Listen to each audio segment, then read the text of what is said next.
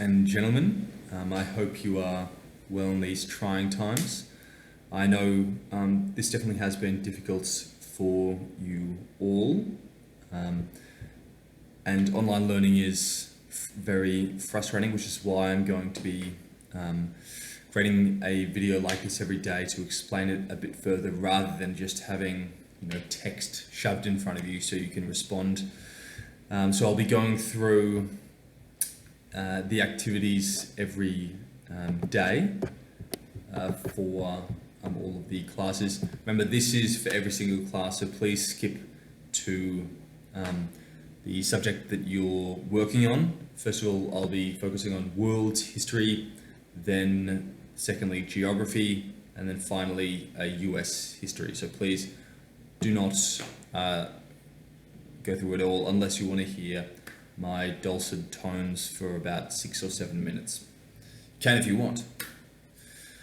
First of all, world history, what you're doing today, as we're going to be focusing on the new ideas in human history besides or after ancient and new civilizations that we've been focusing on in Unit 1. So as older civilizations die out, younger ones begin to mature and bring new ideas, just as our civilization will eventually die out to new civilizations. Yikes. So there's inventions and beliefs and ideas that are thrust into the world and that still shape our world that came from that time, such as Christianity, Islam, Confucianism, just to name a few, and those are the ideas alone.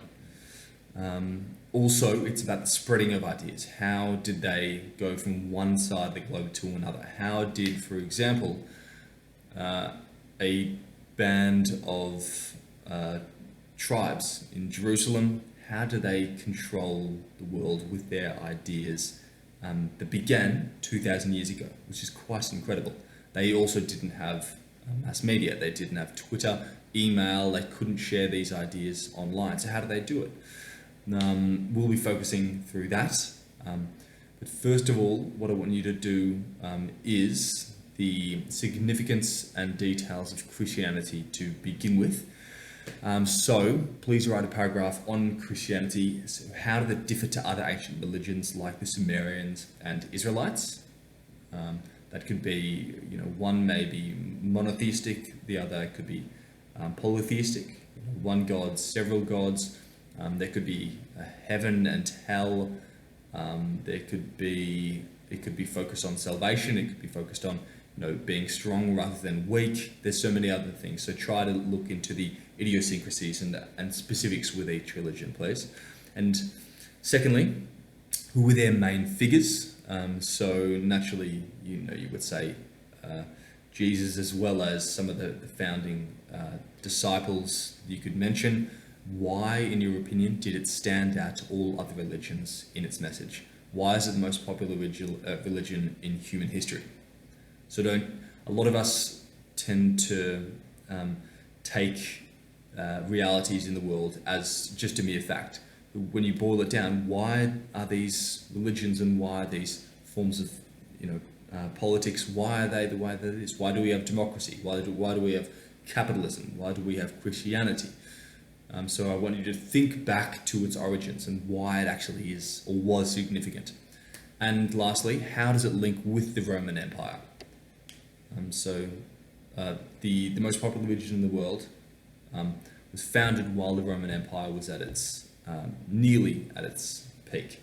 So please write down its affiliations or its connections to the Roman Empire. If you have any questions, please video call me or email me, and I can discuss the paragraph with you. Thank you. Now for geography, as this is a new unit, because last time we were focusing on the general areas of geography and also Australia, Oceania and Antarctica, we are going to be studying a new area, which is Latin America. And we're going to be beginning with the essential question and some basic vocabulary.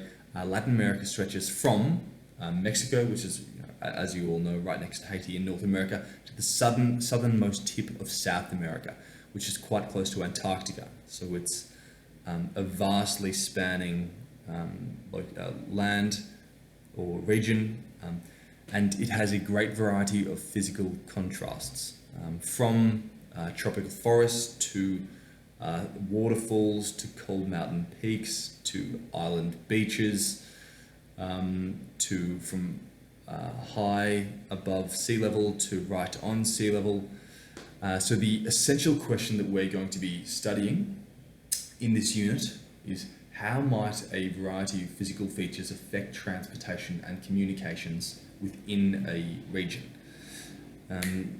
For example, Australia has, for a incredibly large part, deserts.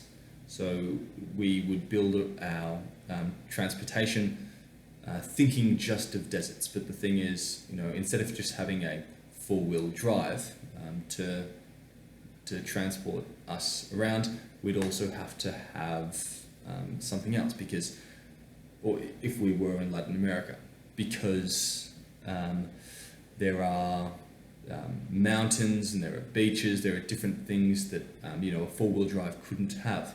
So to the best of your knowledge, answer this in a short paragraph, the essential question that is uploaded on Moodle. Don't look anything up, just what you know. So how might a variety of physical features affect transportation and communications within a region? So also think of communications, please. And we will then, explore it further throughout the unit. Also, please look up the definitions, as they will be important to know in the unit. I've supplied them, so please give that, because it is essential. You'll need to know these terms. If you don't, then you won't understand a lot of what is going on.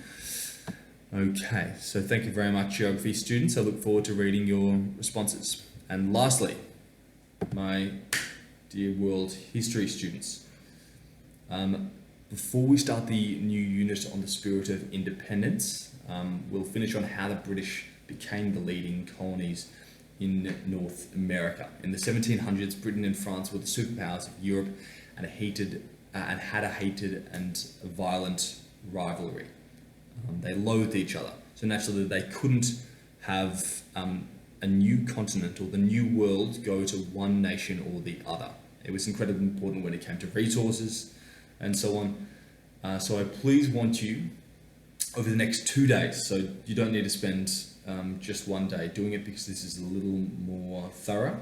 I want you to answer, how did the French and Indian War begin? What Native American tribes sided with whom and for what reasons? Because remember, they weren't a collective being. Do you remember the analogy that I used with the 5 fingers? Different tribes represent different finger instead of a fist. And how did the British beat the French, which led to them to being the main conquerors of the continent? Because obviously the War of Independence wasn't, or the Revolutionary War wasn't against the French. So it's only logical to realise that the British beat the French. And how did Benjamin Franklin's Albany Plan hope to help the colonies unite to fight the French? Was it successful?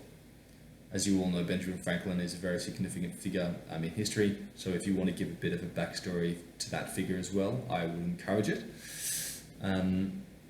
So that I would expect, please write at least a page, seeing as it is over 2 days. So if you have any questions, don't hesitate to email or video call me for specifics. I know a lot of you are either going overseas or staying put, so with internet problems, that is.